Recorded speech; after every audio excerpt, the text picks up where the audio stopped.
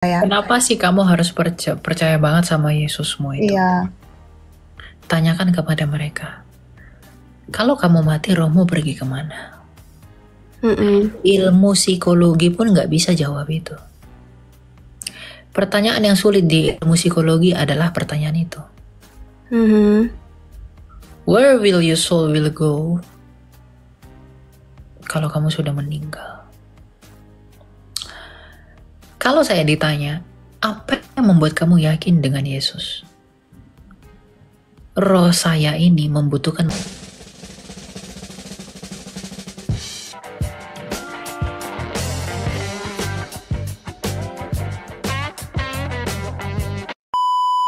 Ini manggil kakak apa ya? Enaknya? Elia aja nama sayanya. Oh iya. Aku mau nanya dong, aku kan di Dubai nih. Keseringan tuh kerja di luar kan. Terus kalau orang-orang di luar itu kan banyak kan yang Kristen tapi ini kan Kristen KTP gitu, kayak orang-orang bule kan, yang nggak tahu arti dari Kristen itu sesungguhnya. Terus kadang mereka nanya, kenapa sih kamu tuh bisa percaya banget sama Tuhan Yesus gitu? Pengen tahu sih jawabnya, tapi gimana ya cara ngejawab mereka itu dengan yang simple tapi mereka itu paham gitu. Ngerti nggak maksud saya? Kenapa sih kamu harus percaya banget sama Yesusmu itu? Iya. Tanyakan kepada mereka. Kalau kamu mati, rohmu pergi kemana? Ilmu psikologi pun nggak bisa jawab itu. Pertanyaan yang sulit di ilmu psikologi adalah pertanyaan itu. Where will your soul will go? Kalau kamu sudah meninggal. Kalau saya ditanya, apa yang membuat kamu yakin dengan Yesus? Roh saya ini membutuhkan batu karang yang teguh, bukan pasir. Roh saya ini menginginkan hidup. Roh saya ini menginginkan hidup. Maka saya percaya kepada Dia yang hidup. Yesus Kristus telah mati dan telah hidup kembali dan tidak mati lagi. Maka ketika saya nanti mati, saya mempercayakan roh saya kepada Dia. Karena Dia sendiri telah hidup, maka Dia akan menghidupkan saya. Kalau kamu percaya kepada nabi yang mati dimakan belatung, apa yang kamu peroleh? Kamu percaya kepada dewa-dewa Tiongkok, apa yang kamu peroleh? Apa yang bisa diberikan batu hitam? Apa yang bisa diberikan patung? Apa yang bisa diberikan pohon? Apa yang bisa diberikan patung-patung yang ada di Thailand sana? Mereka semua mati.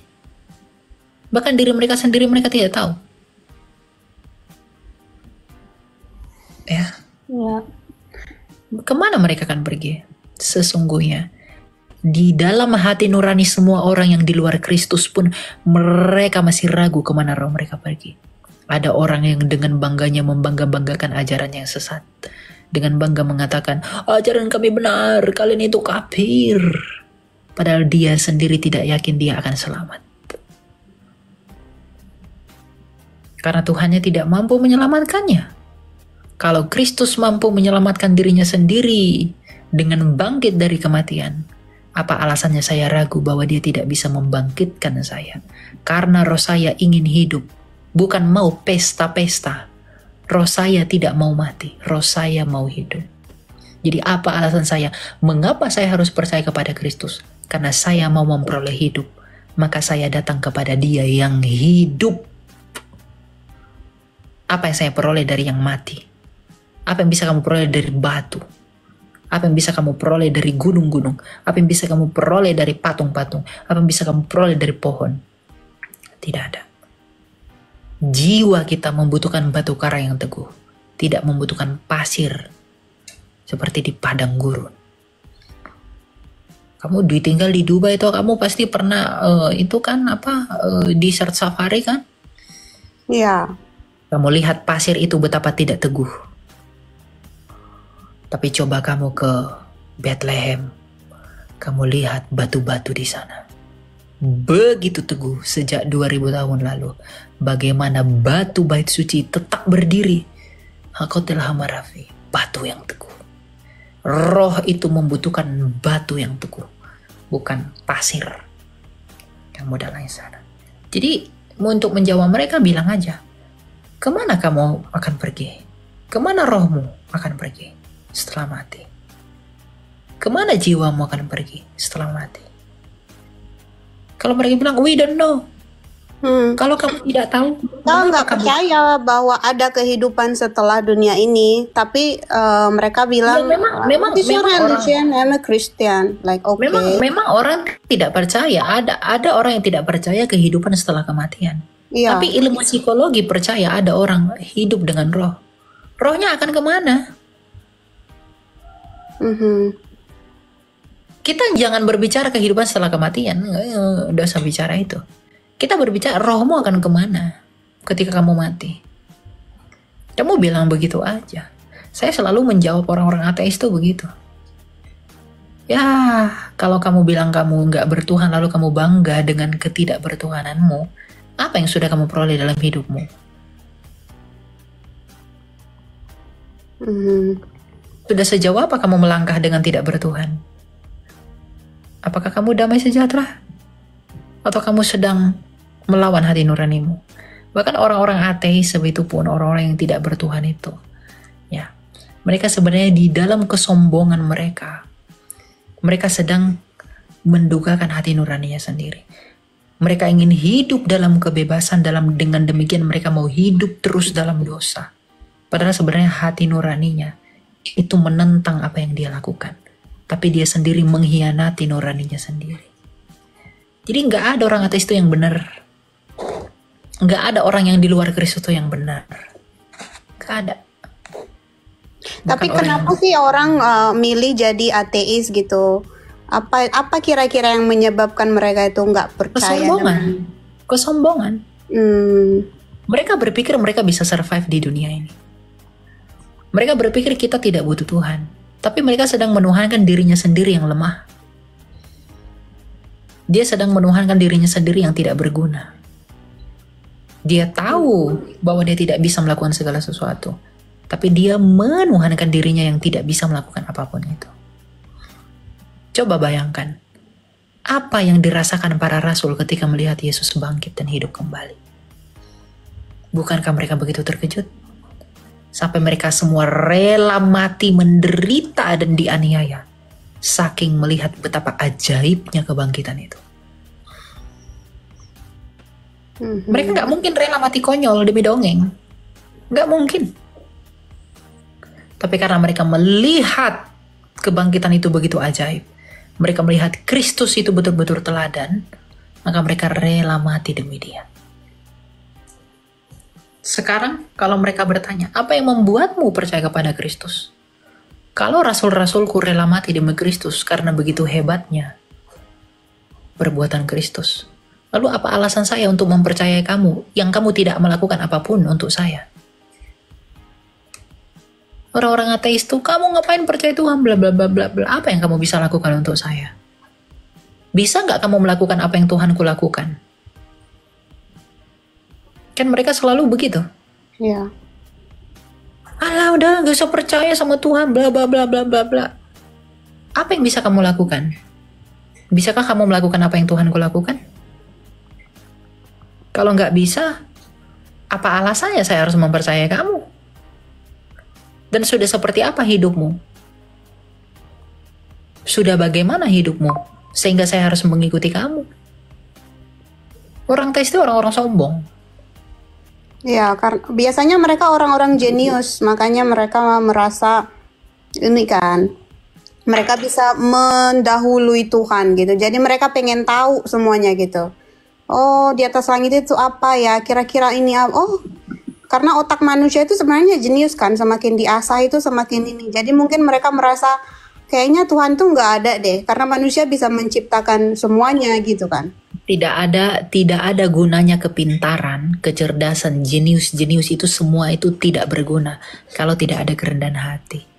Ya, Manusia, betul. Tapi kan mereka nggak paham itu. Justru itu Makanya yang harus kadang kamu kasih. susah ngomong Justru sama itu mereka yang gitu. harus kamu beritahu kepada mereka. Itu bebanmu. Kenapa? Mereka sudah tahu, mereka tidak bisa tahu apa yang di atas sana. Kenapa mereka masih bergumul dengan itu? Mereka udah tahu, mereka udah tahu itu nggak bisa mereka jangkau. Lalu mengapa masih berkutat pada hal itu? Mm-mm. Kamu udah tahu batu itu nggak bisa dimakan, tapi kamu pengen gimana cara makan batu?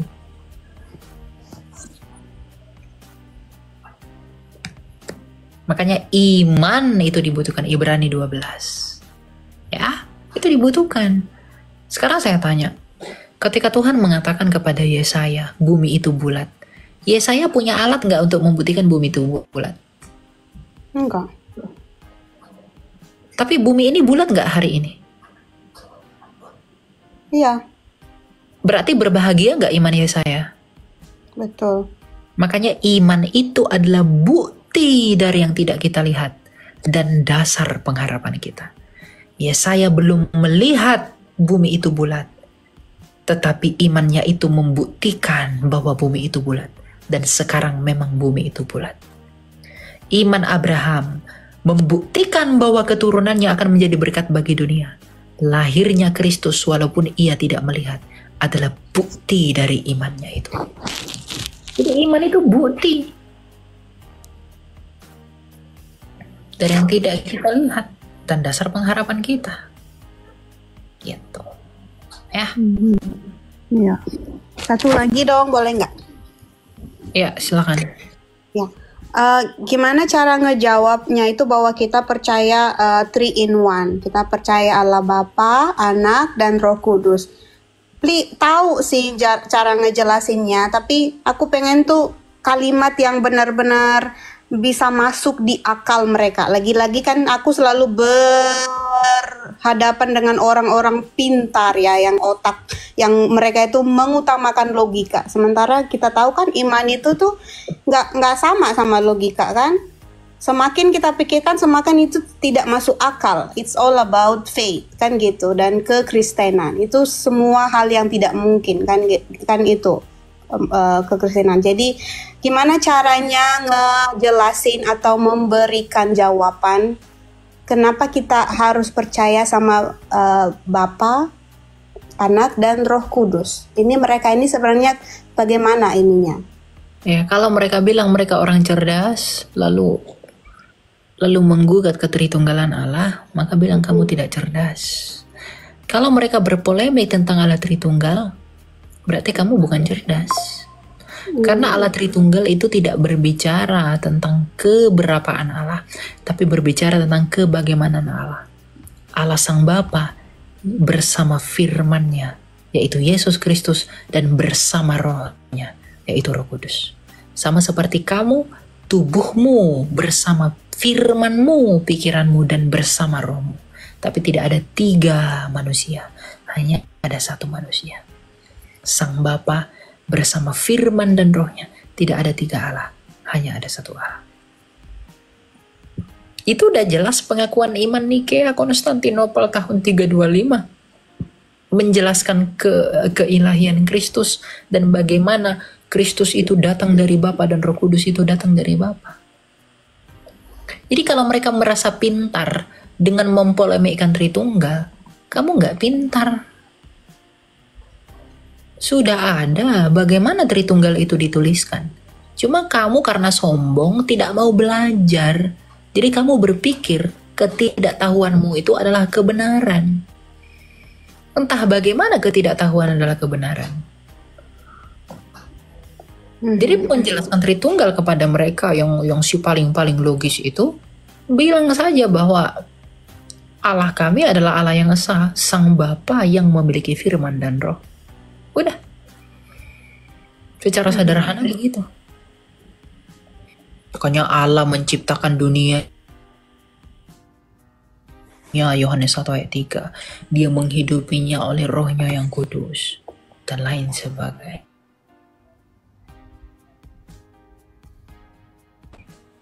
Dan kalau mereka memilih untuk berpolemik lalu membuat filsafat mereka sendiri, ya berarti mereka bukan pintar. Karena bukan mereka yang menciptakan terminologi itu. Yang menciptakan terminologi itulah yang lebih tahu tentang hakikat apa yang dimaksudkan oleh terminologi itu. Maka pemahaman Tritunggal harus bisa dipahami dalam budaya kekristenan melalui para rasul dan Kristus sendiri. Gitu.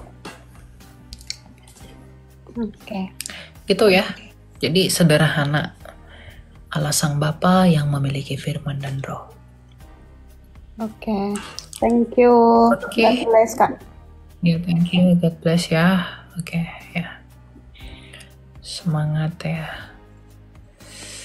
Aduh, kalian ada 1.000 orang, jadi saya tidak bisa menaikkan semua ya teman-teman ya.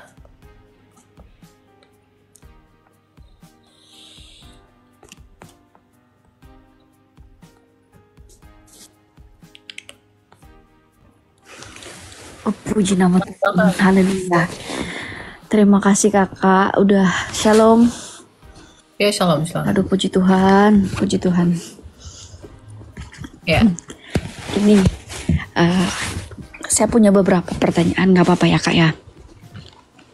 Silakan. Ya, yang pertama yang mau saya tanyakan tuh tentang predestinasi. Tentang predestinasi ya. Di dalam Roma pasal 8 ayat yang ke-29 sampai ke-30. Ya, di situ berkata bahwa saya bacain ya. Sebab semua orang yang dipilihnya dari semula, mereka juga ditentukan dari semula untuk menjadi serupa dengan gambaran anaknya, supaya anaknya itu menjadi yang sulung di antara banyak saudara. Dan mereka yang ditentukannya dari semula, mereka itu juga dipanggilnya. Dan mereka yang dipanggilnya, mereka itu juga yang dibenarkannya. Dan mereka yang dibenarkannya, mereka itu juga yang dimuliakannya. Nah, Roma menurut berapa kakak, itu kan? kenapa? Roma berapa? Roma 8 ayat 29-30. Roma 8, oke. Ya. Apa mau ditanya? Tentang predestinasi kan kak, kan ada doktrin yang menyatakan ada predestinasi seperti itu, dan didukung. Apakah ayat tersebut memang mengacu kepada predestinasi atau ada tafsiran lain seperti itu yang mau saya tanyakan. Karena juga selain dari Roma ini ada di dalam Efesus 1 ayat yang ke-5 dan ke-11.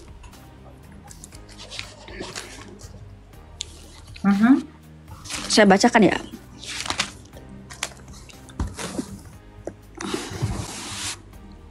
Ya. Ya, saya bacakan ayat yang ke-5, kekayaan orang-orang yang terpilih, perikopnya.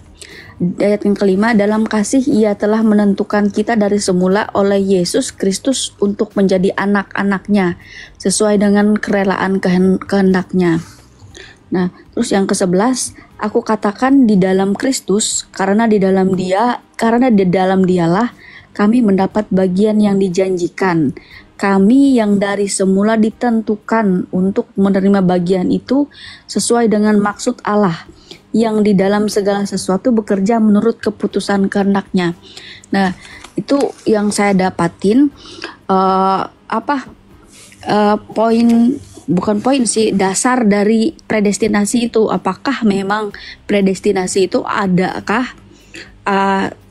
dengan adanya ayat ini seperti itu, atau ayat ini dimaksudkan untuk hal lain gitu loh. Itu yang perlu saya tanyakan kak, yang pertama. Iya, Ibrani 1, Ibrani 8 ya. Karena orang yang dikenalnya terdahulu, ia itu juga ditetapkannya terdahulu akan menjadi serupa dengan teladan anaknya, supaya ia itu menjadi anak sulung di antara beberapa banyak saudara. Jadi beberapa, bukan semua, ya. Dan orang-orang yang ditetapkannya terdahulu, mereka itulah juga dipanggilnya. Dan orang-orang yang dipanggilnya itu, mereka itulah juga dibenarkannya. Dan orang-orang yang dibenarkannya itu, mereka itulah juga dipermuliakannya. Jadi ini berbicara kepada beberapa orang. yang Tuhan pilih dan tetapkan sebagai bagian dari karyanya di semesta ini. Misalnya para nabi, para rasul, dan lain-lain. Musa itu orang berdosa tapi dibenarkan oleh ketetapan Allah untuk karyanya, menyatakan anak sulungnya. Ya, Nabi Yeremia juga begitu, Yesaya pun begitu, dibenarkan, ditetapkan oleh Allah sebagai cara dia bekerja untuk menyambut janji yang dia berikan itu. Jadi memang dia berikan, ada orang-orang yang ditetapkannya. Lalu bagaimana dengan predestinasi? Saya percaya dengan predestinasi, tetapi bukan predestinasi ganda. Ya, Allah memang bekerja memilih orang-orang yang dia pilih, tapi masalahnya semua orang dipanggilnya untuk datang kepada Kristus. Sebab ada tertulis bahwa Allah mengkehendaki semua orang untuk diselamatkan. Dalam Matius 28 ayat 19, Tuhan Yesus Kristus memanggil semua orang agar percaya kepada Injil. Artinya predestinasi apakah ada? Ada, tetapi tidak kepada semua orang. Ya, yang lain itu tetap Tuhan berikan kasih karunia untuk mendengarkan Injil, tapi masalah mereka menerima atau tidak demi keselamatan jiwa mereka, itu mereka yang bertanggung jawab. Sama seperti Rasul Paulus. Kalau Tuhan tidak menetapkan Rasul Paulus untuk menjadi bagian dari karyanya, maka Tuhan tidak akan menemui dia di dalam terang Shekinah ilahi. Kalau Tuhan tidak menemui Rasul Paulus, mungkin gak Rasul Paulus bertobat? Gak mungkin. Tapi karena Tuhan menemui dia, Tuhan menetapkan dia, Tuhan memilih dia secara berdaulat, maka karena Paulus mau untuk menerima dia, menerima pemilihan Tuhan itu dengan merendahkan dirinya, maka dia dibenarkan. Dia beroleh kasih karunia. Jadi memang ada orang-orang yang Tuhan sengaja pilih untuk melakukan karyanya di semesta ini. Tapi terlebih jauh mengenai keselamatan, Allah memanggil semua orang agar datang kepada anaknya untuk diselamatkan. Sebab Allah mengkehendaki semua orang untuk diselamatkan. Oke, berarti predestinasi itu bisa dikatakan bahwa untuk yang dipanggil pertama yang menjadi rasul dan nabi-nya Tuhan gitu. Dan dia menetapkan beberapa orang yang dia pilih, yang dia mau tetapkan. Bahkan di zaman sekarang pun ada yang Tuhan tetapkan sendiri. Karena dia yang mau memilih, itu haknya Tuhan. Tapi kan Tuhan tidak pernah menetapkan orang untuk binasa. Tuhan gak pernah menetapkan orang untuk ke neraka. Oke, berarti gini Kak, predestinasi ini tetap mengacu kepada untuk kita yang sekarang nih, yang sekarang yang memang semua orang. Ya, untuk kita semua orang lah, tetap mengacu kepada free will ya, yang dikatakan di dalam Matius berapa itu saya lupa, yang banyak yang dipanggil tetapi sedikit yang dipilih, itu ya maksudnya. Ya, semua orang dipanggil kepada Kristus, tapi hanya sedikit yang terpilih. Kenapa sedikit yang terpilih? Karena tidak semua orang mau memenuhi panggilan itu. Iya. Seluruh dunia dipanggil kepada Injil.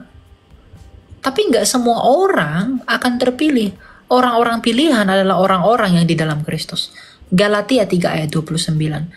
Bapa Abraham adalah orang pilihan. Dan kalau kamu milik Kristus, kamu adalah keturunan Abraham. Berarti kalau kamu adalah keturunan Kristus, maka kamu adalah milik orang pilihan. Kamu adalah orang pilihan karena Abraham adalah orang pilihan. Jadi kalau kita di dalam Kristus, kita adalah orang pilihan. Karena ayat Alkitab berkata, tak satu pun yang dapat mengaku Yesus Kristus adalah Tuhan, kalau bukan dari Roh Kudus. Maka setiap orang yang milik Kristus, dia akan mengakui Yesus Kristus adalah Tuhan. Kita bisa mengakui Yesus Kristus adalah Tuhan, itu karena karunia Roh Kudus. Karunia Roh Kudus yang memberikan karunia kepada kita untuk mengakui bahwa dia adalah Tuhan. Untuk mengakui bahwa dia adalah Allah. Kita dari kedagingan kita nggak bisa mengaku bahwa dia adalah Tuhan. Terlebih-lebih lagi, kita tidak bisa teguh kalau bukan Tuhan yang meneguhkan kita. Setuju. Jadi memang orang-orang pilihan itu adalah orang-orang yang mau dipilih. Orang-orang yang mau meresponi panggilan itu. Misalnya begini nih, saya memanggil kamu, Novi, saya punya konser. Saya mau konser tahun baru. nih saya memanggil kamu ke konser saya kasih deh tiket gratis. Tapi kalau kamu nggak terima kalau kamu tidak terima tiket ini, berarti kamu tidak terpilih untuk ikut konser kan? Yes. Tapi kalau kamu memilih tiket ini, kamu terpilih nggak untuk ikut konser? Terpilih dong. Allah pun begitu. Dia memanggil semua orang melalui Kristus, sebab Kristus adalah jalan, kebenaran, dan hidup. Dia memilih seluruh manusia. Dia memanggil seluruh manusia melalui Kristus agar bisa dimaksudkan dalam pilihannya. Tapi tidak semua orang mau memilih Kristus kan? Iya. Tidak semua orang mau percaya sama Kristus kan? Iya. Berarti bukan Allah yang tidak memilih mereka, tapi mereka yang tidak mau dipilih Allah. Oke. Karena tidak meresponi panggilan Allah. Oke. Itulah maksud dari Berarti tetap kedaulatan Tuhan ada di dalam sini dan wah iya, kedaulatan Tuhan berdaulat. Tuhan berdaulat. Providensi Allah itu memenuhi segala sesuatu. Iya. Ya. Oke, paham saya sekarang Kak, paham. Terima kasih ya. Ada dua lagi Kak, boleh ya? Ya, Saya cepat silakan. aja. Ini memang harus saya tanyakan ke Kakak. Yang kedua itu tentang baptisan. Ini karena kita tahu banyak aliran gereja kan, yang termasuk saya sendiri juga bisa dikatakan kalau kata istilah orang-orang tuh baptis 2 kali gitu. Karena di gereja awal saya udah dibaptis nih sejak kecil. Tapi setelah pas saya kuliah tahun 2009 itu saya dibaptis lagi gitu. Dibaptis selam. Nah, jadi dan sekarang itu saya inikan lagi bahwa baptisan yang benar itu adalah baptisan yang 3 kali celup gitu. Bagaimana dong dengan kita yang dengan saya yang ini percik dan dicelupnya sekali doang gitu. Sedangkan di dalam Kisah Para Rasul 8 itu dan Kisah Para Rasul 10, para rasul ini membaptis mereka di dalam nama Yesus saja. Itu gimana sih Kak maksudnya? Enggak, yang membaptis di dalam nama Yesus saja itu Roh Kudus tidak turun. Jadi baptisan itu harus di dalam nama Allah Bapa dan Anak dan Roh Kudus, Allah yang esa. Masalah berapa kali dicelupkan itu tidak memengaruhi, tapi harus dengan air dan harus dilakukan dengan 3 cara. Di dalam kitab Didahe, kitab yang ada di abad pertama, itu bisa dilakukan dengan cara selam, tuang, dan percik. Tapi harus di dalam satu nama, dalam nama Sang Bapa dan Anak dan Roh Kudus. Roh Kudus. Oke. Berarti baptisan yang telah saya lakukan ini sudah bisa dikatakan baptisan yang benar. Jangan dibaptis lagi, buat apa? Oke, itu saya paham. Kedua dan yang terakhir nih, belum. Yang kedua ini tadi, kenapa di Kisah Para Rasul itu Filipus itu Kak cuma membaptis di dalam nama Yesus saja, dan juga Petrus juga membaptis di dalam nama Yesus saja. Ya, dibaptis di dalam nama Yesus itu bukan berarti mereka hanya dibaptis dalam nama Yesus terus dicelup, bukan. Gimana tuh konsepnya Kak? Maksudnya? Itu kan pemberitaan Rasul Lukas mengenai baptisan yang dilakukan di dalam nama Kristus untuk diperkenalkan untuk para pembaca. Ya. Tapi tetap secara realnya itu dibaptis dalam nama Bapa, Putra, dan Roh Kudus gitu ya Kak ya? Iya. Bentar ya. Ya, Kisah Rasul 2. Oke. Ya, Kisah Rasul 8. Kisah Rasul 8 dan 11 yang saya lihat.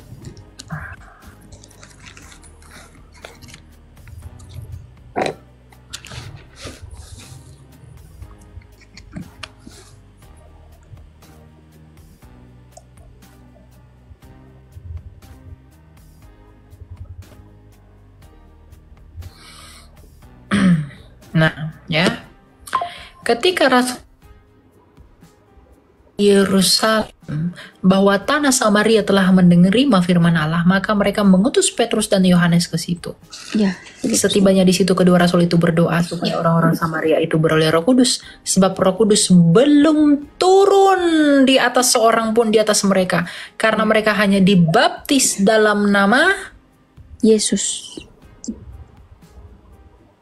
Jadi Roh Kudus itu tidak akan turun kalau hanya dibaptis dalam nama Yesus.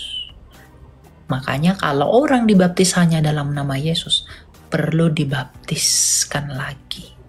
Karena itu bukan baptisan, harus di dalam nama Bapa dan Anak dan Roh Kudus. Oke.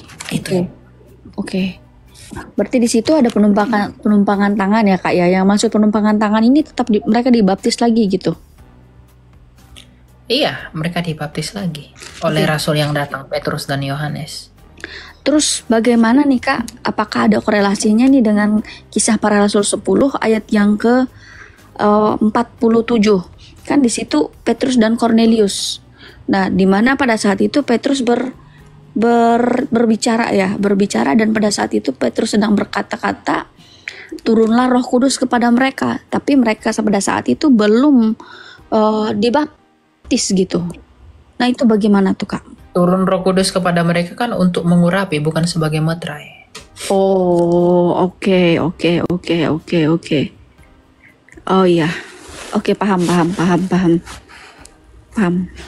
Ya. Paham, Kak. Paham. Ada lagi? Ada satu lagi. Ini saya mau dengan bahasa Kakak nih menyederhanakan tentang kan gini, saya ada belajar juga nih tentang Tritunggal. Jadi Tritunggal yang saya pelajari ini adalah, ntar dulu saya buka ya Kak, mohon maaf lama nih. Bapa, Putra dan Roh Kudus. Allah Bapa itu adalah Allah, satu-satunya Allah yang esa kan. Terus habis itu Firman, yaitu Yesus Kristus, dan Roh Kudus itu berasal daripada Bapa. Nah, bisa nggak Yesus itu kita sebut Allah? Ya, Yesus adalah Allah memang. Yohanes 1 ayat 1, dia adalah Allah. Firman itu menjadi Allah gitu ya. Dan firman itu adalah Allah. Firman itu adalah Allah. Karena Bapa adalah Allah, maka firmannya Bapa dan rohnya Bapa pastilah Allah. Oke. Nah, terus yang jadi pertanyaan saya Kak, apakah boleh nih kalau Yesus itu adalah Allah, bisakah kita mengatakan bahwa Yesus itu adalah Bapa gitu? Oh tidak, Yesus itu tidak pernah disebut sebagai Bapa. Kenapa Kak? Gimana penjelasannya? Ya, karena Tuhan Yesus bukan sang Bapa. Tapi kan kalau misalkan logikanya Yesus itu adalah Allah, otomatis dia juga kan merupakan sang Bapa itu juga gitu. Bukan. Sang Bapa itu maksudnya, sang Bapa itu adalah sumber segala sesuatu. Nah, sang Bapa ini di dalam dia, bersama dia. Bersama dia punya firman. Yang oleh firman itu dia menjadikan segala sesuatu. Dan bersama dia ada roh. Yang oleh roh itu dia menghidupi segala sesuatu. Karena Allah sang Bapa menjadikan segala sesuatu oleh firman-Nya, maka firman ini disebut anak. Makanya dalam Yohanes 1 ayat 14 dikatakan anak tunggal Bapa penuh kemuliaan. Ya. Jadi apakah Yesus adalah Bapa? Tidak, karena istilah Bapa dan anak itu bukan gelar, itu pribadi. Bapa dan anak. Jadi kamu harus bedakan, sama seperti tubuh dan rohmu. Tubuhmu manusia, rohmu manusia. Firmanmu manusia. Tapi apakah ada 3 manusia? Hanya ada 1 manusia. Tapi apakah bisa saya mengatakan tubuhmu adalah firmanmu? Tidak. Jadi apakah Bapa adalah anak? Iya. Bagaimana Bapa adalah anak? Karena anak tinggal di dalam Bapa. Iya, firmanmu tinggal di dalam tubuhmu. Apakah firmanmu adalah tubuhmu? Bukan sih. Nah, anak tinggal di dalam Bapa, apakah anak adalah Bapa? Tidak, ya. Berarti Yesus bukan Bapa kan? Yes. Yesus Oh, adalah anak. jadi perbedaan ini ada perbedaan kata juga berarti. Allah dan Itu Allah Sang berbeda. Bapa. Allah Sang Bapa berbeda dengan anak dan Roh Kudus. Ya, Bukan berarti Bapa ini lebih tinggi, lebih rendah, bukan. Tapi dia disebut Sang Bapa karena daripada dialah segala sesuatu bersumber. Nah, Sang Bapa ini dia bersama firman-Nya. Inteligensianya, kecerdasannya. Makanya berfirmanlah Allah, jadilah terang. Dalam 1 Korintus 8:6, bagi kita hanya ada satu Allah, yaitu Sang Bapa, dan satu Tuhan, yaitu Yesus. Ya, Sang Bapa inilah sesembahan yang esa itu. Di dalam dia memiliki firman. Yang oleh firman itu dia menjadikan segala sesuatu. Yohanes 1 ayat 3, Kolose 1 ayat 15. Oke. Dan sekaligus adalah gambaran Allah. Nah, selain memiliki firman, dia juga memiliki roh. Yang oleh roh itu dia menghidupi segala sesuatu. Ayub 33 ayat 4. Nah, Sang Bapa, kalau Sang Bapa ini adalah Allah, maka firman-Nya Bapa dan rohnya Bapa pastilah Allah. Maka Yesus adalah Allah. Tapi Yesus bukan Bapa.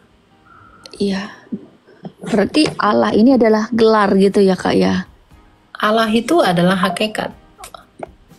Gimana sih? Hakikat itu ada arti dari hakikat itu adalah inti.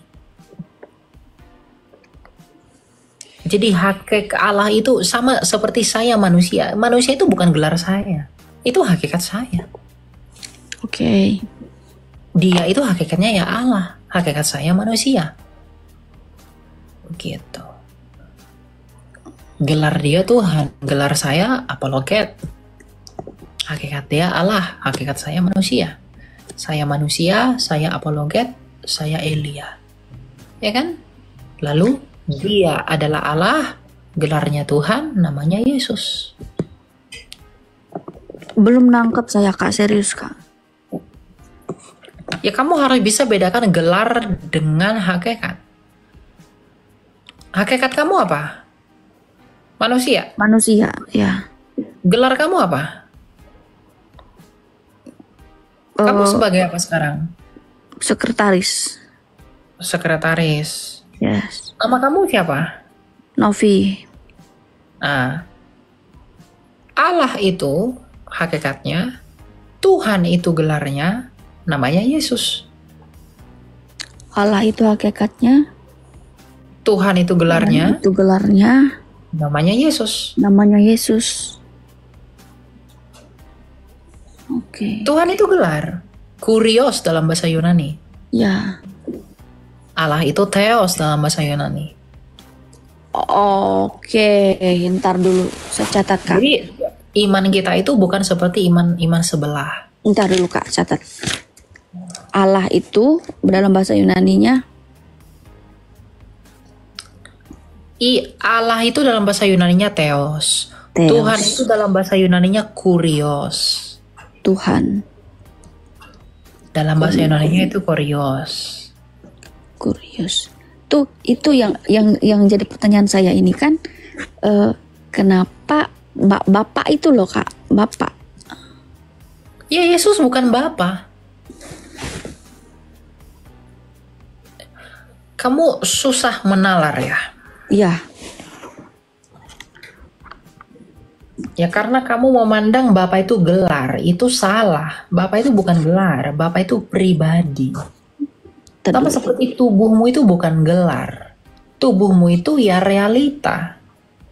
Bapa itu juga realita Bapa. Bukan gelar. Oke. Saya nangkap. Jadi gini. Kamu harus keluar dari pemahaman Bapa itu gelar. Itu bukan gelar. Itu pribadi. Oke, pribadi. Bentar ya, saya buka ini saya.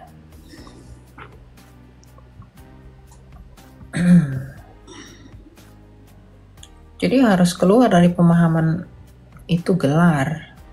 Itu bukan gelar. Sehingga Yesus bisa digelari Bapa, bisa digelari Roh. Tidak. Yesus nggak pernah menyebut dirinya Bapa kok. Rasul pun nggak pernah manggil dia Bapa. Kenapa kamu manggil dia Bapa.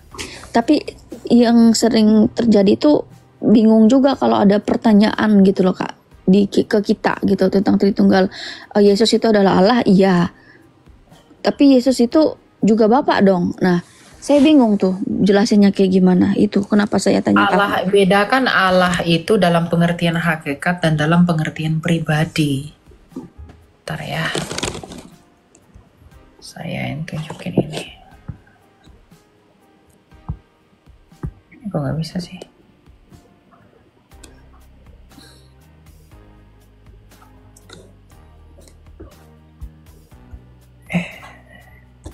Apa ini? Screenshot.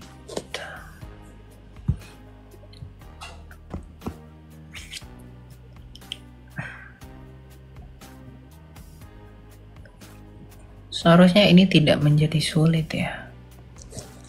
Ntar ya, saya buka ini saya. Nih. Di sini ya kamu harus lihat. Allah yang esa itu adalah Sang Bapa. Oke. Jadi sesembahan yang esa itu adalah Sang Bapa. Di dalam Sang Bapa ini dia memiliki firman. Logos dalam bahasa Yunaninya yang adalah daya cipta, ilmunya, kecerdasannya. Ya. Dan Sang Bapa ini disebut sebagai anak. Yohanes 1 ayat 3. Oke. Selain memiliki firman, Bapa juga memiliki roh yang oleh roh ini dia menghidupi segala sesuatu. Hidupnya ayat 33 dan 4. Ya. Ketika firman ini menjadi manusia berinkarnasi, itulah Yesus Kristus. Yes. Jadi Yesus apakah Bapa? Bukan. Tidak. Karena Bapa adalah Allah, maka firman yang di dalam Bapa pastilah Allah, roh yang di dalam Bapa pastilah Allah. Oke. Jadi Allah itu adalah hakikatnya. Karena hakikat Bapa adalah Allah, maka hakikat firmannya Bapa pasti Allah, hakikat rohnya Bapa pasti Allah. Ingat, Bapa ini di sini tidak gelar ya. Ya. Jadi jangan analogi tubuh memiliki firman dan roh. Oh kan firman tubuhnya kan dinamai Novi, lalu firmannya juga kan bisa disebut Novi. Enggak, karena Bapa ini bukan nama. Bapak ini bukan nama. Pribadi kan tadi. Pribadi, realita. Iya. Ya ada orang yang bilang sama saya, oh kan tubuh firman roh. Kalau tubuhnya disebut Elia, firmannya disebut Elia, berarti firmannya bisa dibilang namanya Elia dong. Enggak, karena Bapak ini bukan nama. Karena Allah kita itu nggak punya nama. Iya, iya. Kalau dia punya nama berarti dia makhluk. Ngerti ya?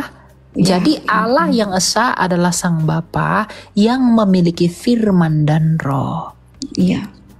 Sang Bapa ini menjadikan oleh firman, Yohanes 1 ayat 3, Sang Bapa menghidupi oleh rohnya. Firmannya diutus menjadi manusia, Yohanes 1 ayat 14. Itulah Yesus Kristus. Ya, jadi si Yesus Kristus yang adalah Sang Anak bukan Sang Bapa, tapi karena Bapa adalah Allah, maka firman yang di dalam Bapa pastilah Allah, roh yang di dalam Bapa pastilah Allah. Ngerti? Paham. Iya, jadi ini Tritunggal. Bukan berbicara tentang berapa Allah, kita berbicara tentang bagaimana Allah kita yang satu ini. Boleh diituin nggak Kak? Saya screenshot, saya SS. Oh ya, silakan. Yang di bawah bilang bingung-bingung, udah ya. Kalau masih minum pipis unta, nggak usah mikir kejauhan dulu ya. Oke, paham.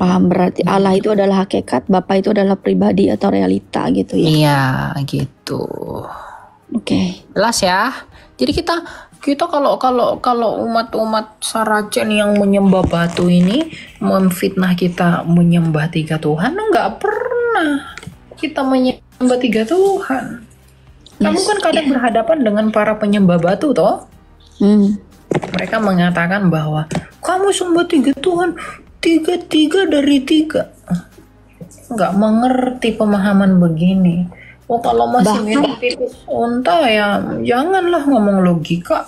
Gitu. Bahkan orang Kristen juga Kak, kita Kak, orang-orang Iya, Kristen memang. yang kita juga kadang kebingungan nih membedakan Tritunggal itu seperti apa gitu. Makanya nih saya tanya ke Kakak, oh ternyata begini. Oke, saya baru paham Iya. sederhananya gitu ya. Terima Itu kasih video banyak Kak. Ini di TikTok saya di akun ini video saya paling atas itu ada penjelasannya tentang Tritunggal.